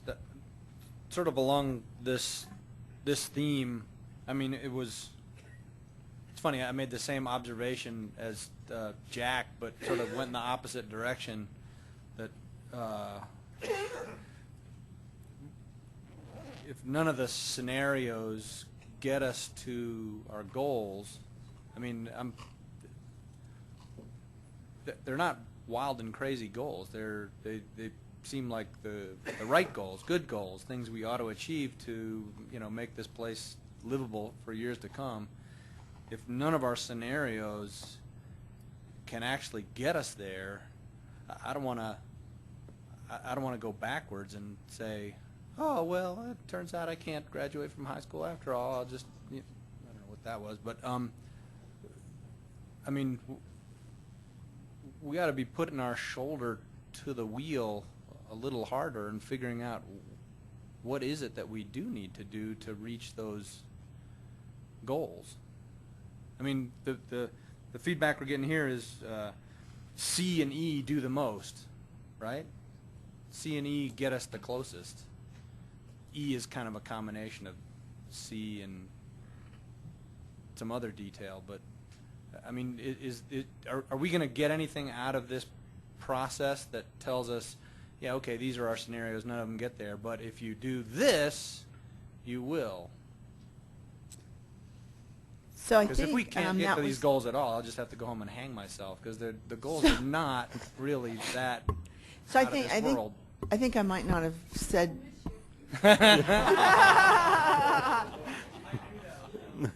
So I must not have said what I thought was coming out. What came out of my mouth must not have been what was in my head, because I think that was what I was trying to address. Two things. Jack is right that when we selected these goals, we had healthy discussions about, well, who knows if 1.6 or whatever it is achievable, or what that would get us if we could achieve it. So this is a process that we started to try to verify, hone in a little more on, are those achievable goals? Would they even get us, would less of a goal still get us what we want? Would we need more of a goal to get us what we want? This is, again, part of the process.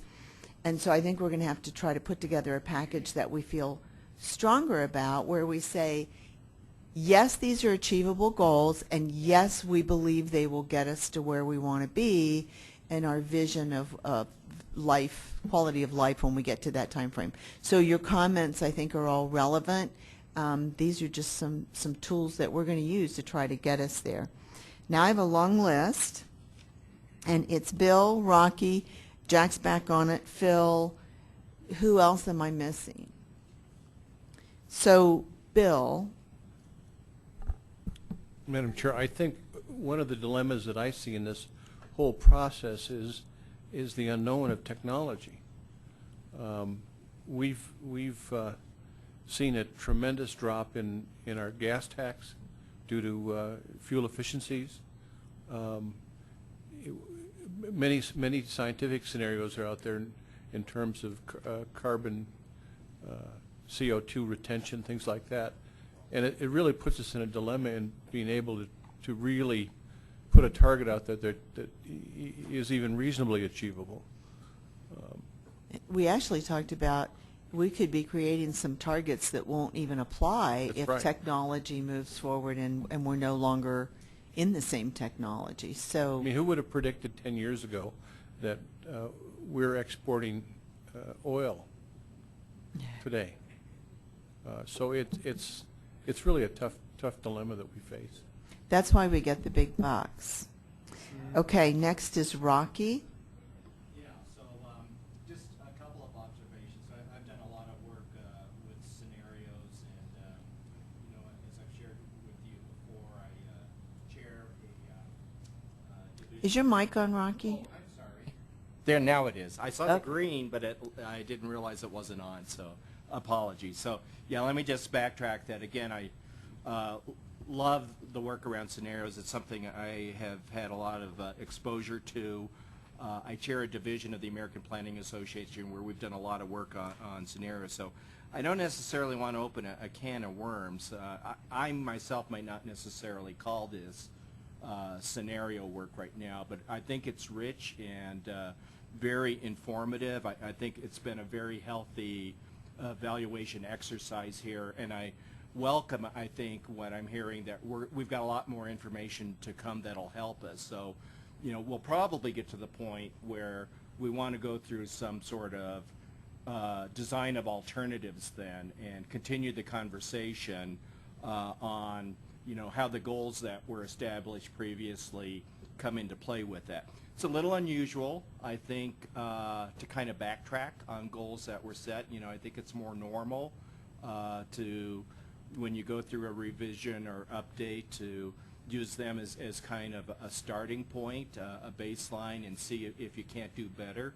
But I think, again, the information this is providing is good. The only kind of places that are kind of coming through my mind that maybe have gone through a little bit of a backtrack or have been places that have had kind of something catastrophic happen in the meantime, like New Orleans with Hurricane Katrina and so on.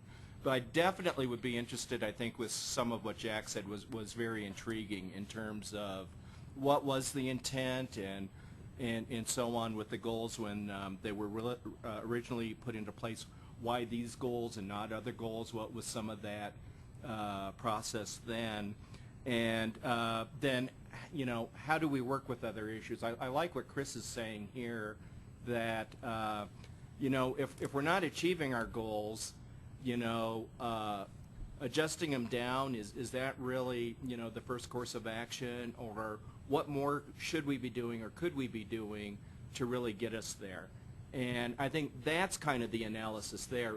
If those sorts of things are unrealistic, you know, then I think that would suggest a need to to really give the reality check that I hear Jack talking about to this whole process. So I'll just looking forward to what our conversation in January. Just kind of stop there. So.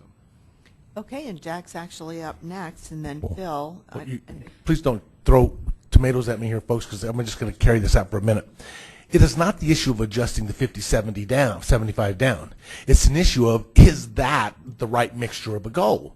When you say that our jobs and our houses can only exist and we should have 50, 75% breakdown in an urban center, so that you're designating that only these places are where people can work and live, you create an unreasonable and unrealistic expectation that society is going to respond without using whips and canes to beat them into a behavioral modification. When you look at scenario E, it requires us to have more telecommuters, meaning employers must cooperate. It requires us to double gas prices and other issues that go along with that. It requires us, when you look at that, to also demand that urban driving must reduce significantly to do that, to make it happen. And then you have a lot of other things regarding the extended definition of urban center. So when you give it, and it still doesn't meet the goal. Still doesn't meet it. So wait a minute, we have put such arduous constraints now on a scenario, and we still can't meet the goal we established, which was 50-75. Maybe we need to adjust, I'm not saying adjust that goal down, but maybe we should have a variety of goals that will allow us to achieve an outcome that we're looking for by allowing us then to modify it towards that achievable variety. What we did is we limited it to one specific scope area, and that is the world will be an urban center. And that's, I think, what I want to go back to is the fact that, okay, we've seen what's happening. We've seen where we're at today. We've modeled that. Well, maybe we need to expand that a little bit and say we might be able to achieve it by driving some other kinds of behaviors too in other areas. So I think we can get there, but I don't take it wrong that I'm saying that is the only thing. So sorry. So next is Phil and then Jackie. Jacob, appreciate the work that's being done because it helps us zone in on some areas. And Jack is right in that sometimes we have to re-examine the goal. And I work a lot with folks around retirement goals. And what is a comfortable retirement sometimes may change as folks realize what it's going to take to get there. And that journey becomes something that becomes what's achievable, what am I willing to do now, or what can be done now. And the comment about requiring folks under various different circumstances or seeing things happen that we have no control over, like doubling gas prices when the market is actually going to set that. Those are very interesting things to take a look at. Where in the process, and you don't have to say that maybe fits on the calendar, which is when do we have the discussion about what is a livable metro region? Getting to Chris's point of I'm not particularly interested in him going home and hanging himself, but we may have to take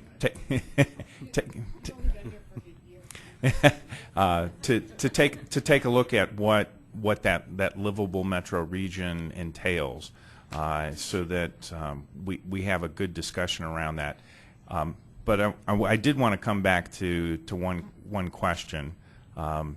In the modeling, as you're going through it, is there one or two particular elements in the scenario that become particularly sensitive items, recognizing there's a gazillion assumptions that are going through this? Are there some that are more sensitive to others in achieving some level of the goals as they're stated? That's a good question. So I'll say a couple things. One is that sort of the caveat before I give you the real answer, which is that it is hard to, we're testing so many transportation and land use and other factors that I don't want to unfairly, sort of say it's this particular thing, that moves the needle. What I will say is that what we saw when we look at all of the scenarios together, scenario C and scenario E, and let me come back to that description. So scenario C with the urban center focus, clearly started to move the needle. Scenario E that added the urban center focus and the transit corridor focus and, the auto operating costs and those other things moved the needle a little bit more. So I think we can conclude from that clearly that, the sort of focus on, and not just urban centers to Commissioner Hilbert's point, I mean, transit corridors and other areas as well, but sort of that thoughtful focus on housing and jobs, particularly housing, seems to make a difference. And an assertive or even aggressive multimodal network certainly makes a difference. And as you pointed out, external factors beyond our control, auto operating costs, gas prices, macroeconomic factors that frankly none of us control. If you still though make on a theoretical level certain assumptions about them, clearly those make a difference as well. Thank you. And I would point out that to Commissioner Hilbert's point, we, for the 2035 plan, set goals that focus primarily on urban centers. Over 50% of our municipalities don't have urban centers, can't get urban centers, can't qualify for urban centers. So there's a rich area that we have not even begun to mine in terms of setting some achievable goals that will boost what we might be able to do in urban centers. I'm hoping that's part of our 2040 plan, because I think there's some real opportunities out there, but we haven't gotten to that point. So now I have Jackie and then Jennifer. Sure, Sue, steal my thunder. So in addition to that, what I was going to say, I think our goal is really to reduce VMTs and to reduce and to lower per capita VMTs. To me, that's the goal, not the 50, 75. I mean, what we really want to do is get people out of their cars, and a way to accomplish that was, gee, if we make 50% of new housing and 75% of new jobs in the urban centers, maybe that will achieve it. So I do think we need to keep that in the context. The 50-75 wasn't the goal. The goal is to lower VMTs. So I don't want to be too wed to that number. And I also think we really do need to keep in mind the context within which these Metro Vision goals were set. There were people around the table just like us trying to make their best guess at the future. This isn't a corporate decision making, this is planning tools, and we are not wedded to goals that were set by prior boards. I think we need to set the realistic vision for what we at the table today think should be in 2040. So. Well, I would say that we're actually having January's discussion tonight. Without the benefit, actually, of a lot more information. As you've heard repeatedly, there are a lot more data sources than just the scenarios. There's a listening tour that was had, a local government survey that's been conducted, a housing study that's underway right now, an economic development study that's underway right now. CU Denver is working on some white papers for us. There's a plethora of additional data that's coming forward, and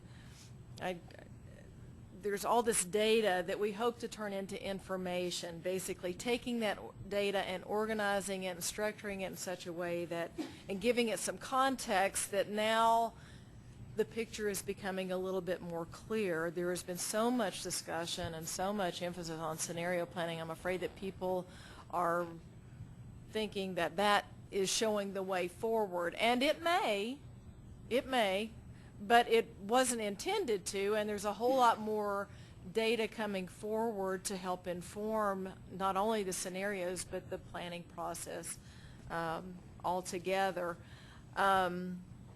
Again, we're going to bring all this to you in January to have some more of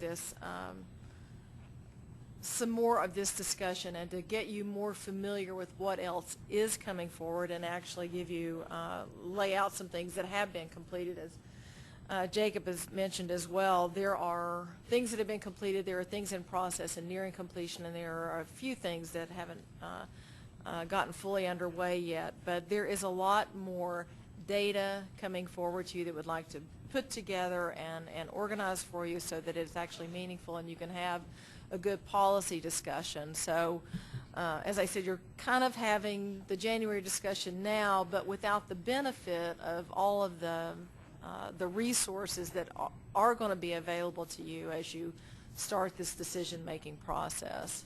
So we're happy to answer any more questions about the scenario the conclusion of the scenario process. And the main reason we brought this to you this evening is because we had anticipated taking it to MVIC. That meeting was canceled, and we just wanted to make sure that folks knew that it was completed. We did have some observations. We took it to the committees that we took it to, and no one questioned the actual accuracy of the data, whether or not it made sense, whether or not the models were working. That was really important to Dr. Cogg's staff, was, do you agree that what the models are putting out is seemingly accurate and makes sense?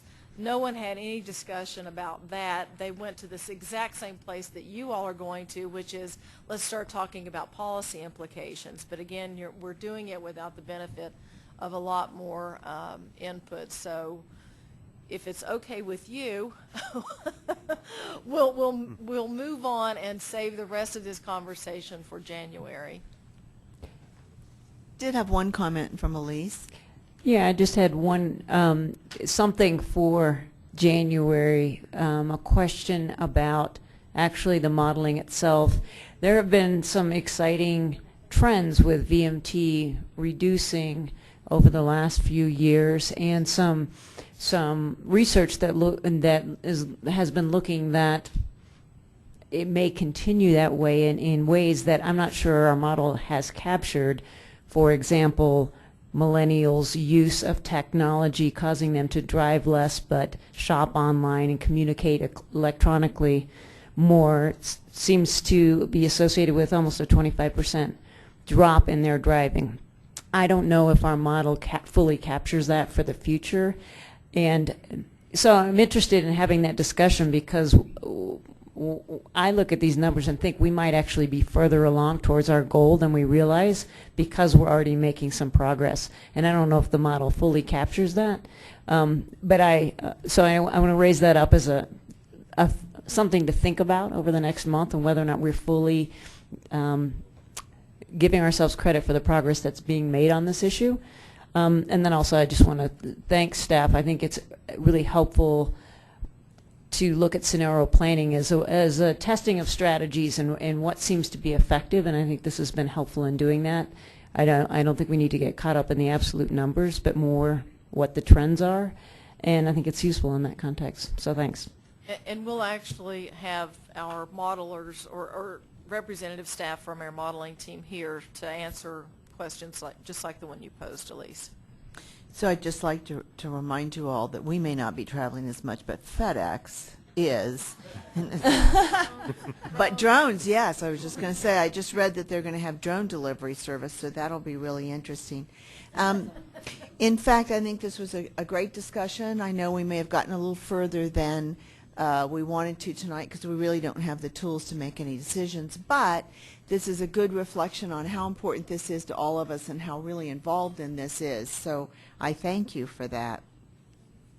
And now we will move on to the committee reports.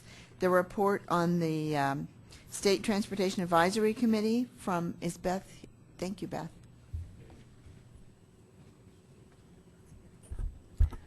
Thank you. We had a presentation on the Interregional Express Bus Plan, and CDOT plans to contract this out. It's a special bus service that's going to start late next year. And they're going to do one round trip per day between Glenwood Springs and Denver, and between 5 and 6 trips per day between Fort Collins, Denver, and Colorado Springs. And this will be funded for the first 3 years with state faster transit dollars.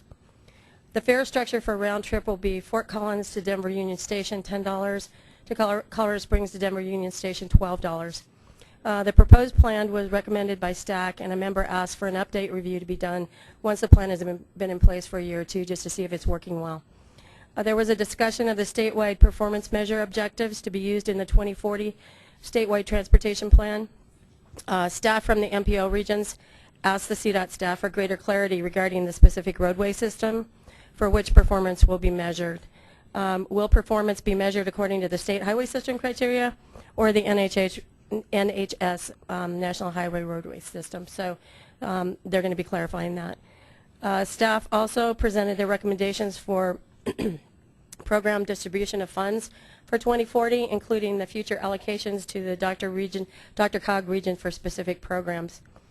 There was a lot of discussion on which category of projects to assign some of the funds to.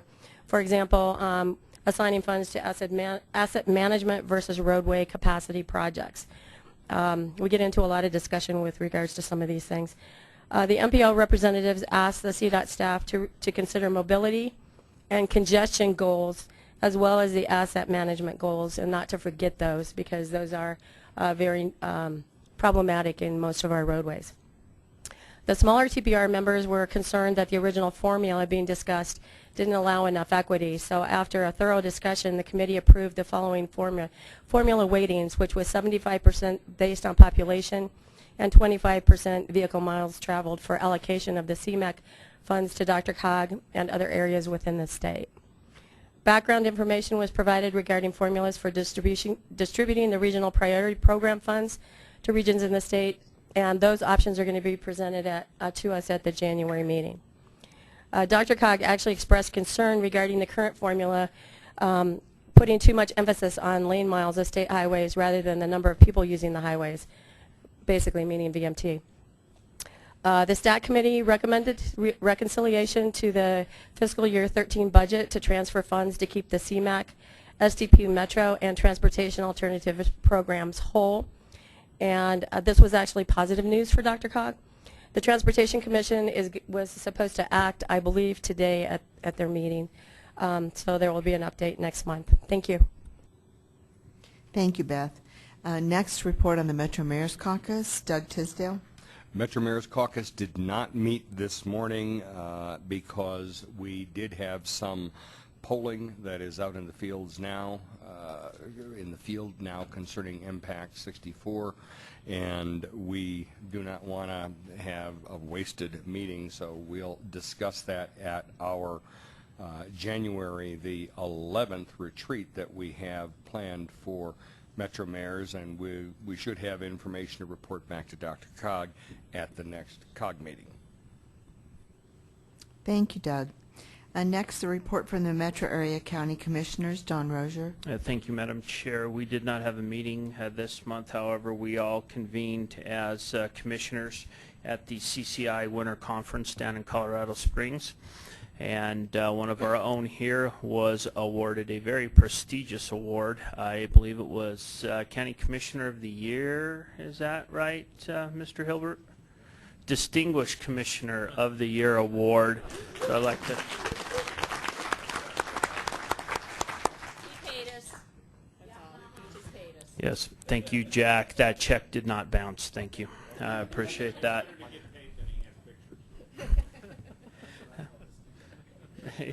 We had some spirited discussions there and looking to move forward in 2014. Thank you.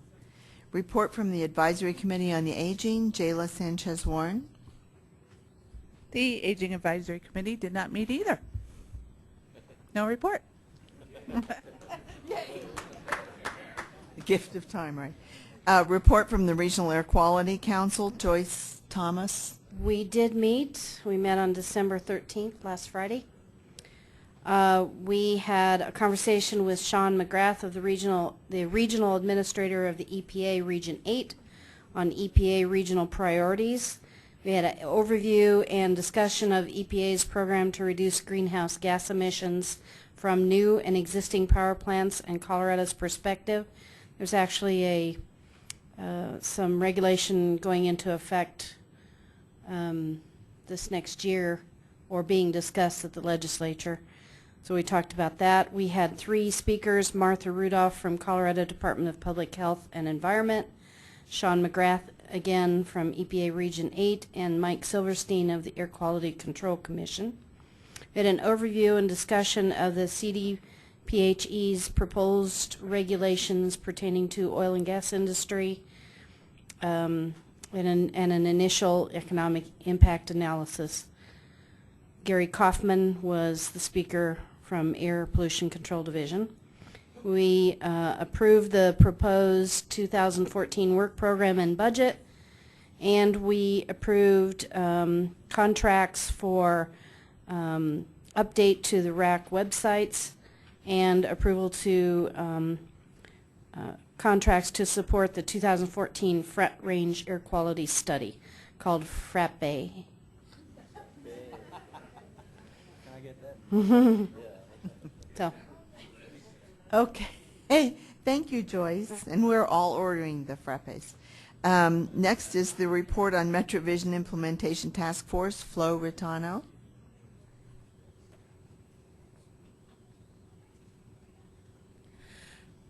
Thank you, Madam Chairman. One more time, I appear before you as a poor and humble substitute for the inimitable Jim Taylor, who is the chair of the Implementation Task Force. You remember last month Jim was in China, and while he was there, managed to get himself appointed to a couple of committees, one of which meets in conflict with tonight's meeting of the Dr. Cog board, so he does send his regards. The Implementation Task Force also did not meet this past month, so there was not a formal report, but the Implementation Task Force will be convened in late January or early February, so there will at some point be a report from the Implementation Task Force. Thank you and season's greetings. Thank you. And next, a report on the E470 Authority, Ron Murkowski. I have good news for our friends in Adams County. Yeah, it's your day. The first good news is that the Quebec E470 interchange design is virtually complete. It's at 95% level. They expect to issue basically documents for construction to begin in early 2014. So we should see some dirt thrown in the first quarter for that interchange.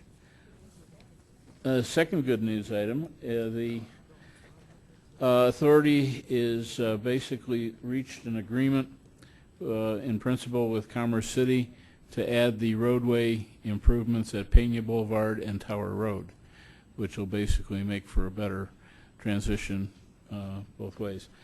And lastly, other than the fact the finances are in good shape, just to give you an idea of the number of transactions, which is basically every time you hit one of the sensors for the toll, next year they're looking at 60 million transactions. And in 20 years, they expect that given where things are going, it could approach 100 million. And that creates a lot of IT issues. That's it. Thank you, Ron. Report on Fast Tracks, Bill Van Meter. Thank you. As most folks know, the RTD board on November 26th approved the staff recommendation for the North Metro Corridor to 124th, and last Friday the 13th we signed a contract with Regional Rail Partners, the same firm that our team that was referred to as GBBH, or Graham Balfour Beatty Hammond, have renamed themselves Regional Rail Partners. We've executed that contract. At our monthly Fast Tracks Monitoring Committee meetings of our Board of Directors, upcoming kind of the key highlight next month, January 7th, will be an update on the I-225 project. No other significant items anticipated on the agenda at this point. That's always subject to change. And in January, late January, the Policy Advisory Committee of the Northwest Area Mobility Study will be meeting to review refinements to the arterial bus rapid transit alternatives, some refinements as well to the rail, commuter rail alternatives that have been under study, and to review some more detailed financial alternatives and scenarios for the NAMS study, or the Northwest Area Mobility Study, and that's scheduled right now for January 30th. Just kind of the key highlights that I have updating from last month. Rocky? Did we celebrate the North Corridor progress? Yes. Yeah, we did. We did. You missed it.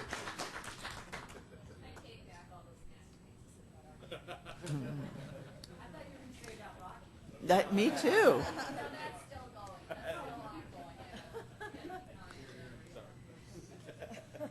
So we do have a couple of informational items for you attached with your packet this evening. You have the November 20th, 2013 Administrative Committee meeting draft minutes, and you have the relevant clippings as usual. This will be our last meeting for the year 2013, and so I'd like to take this opportunity to thank the members of the board as well as the staff for all your hard work this year. We have met some interesting challenges. We're exploring some really new approaches and avenues towards DRCOG, and I think that's a really healthy thing.